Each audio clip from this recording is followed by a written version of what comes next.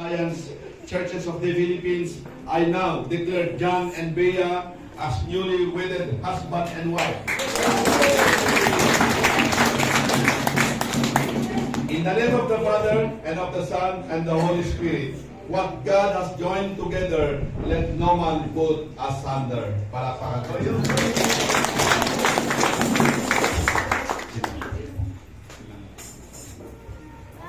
Brethren, your presence here is an acknowledgement of your personal interest and concern for this couple's new home. Now it is my privilege and honor to present to you Mr. and Mrs. Bea and John Carl Siman. Palakpakan kayo.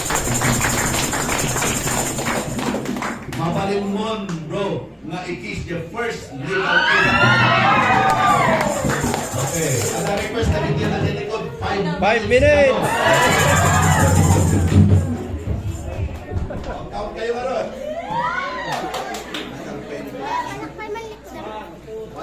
Go! May sabay.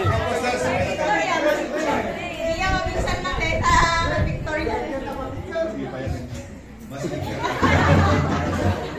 Iya.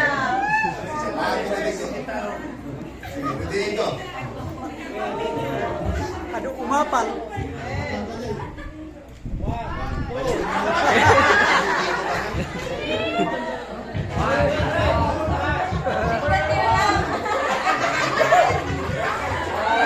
Makil.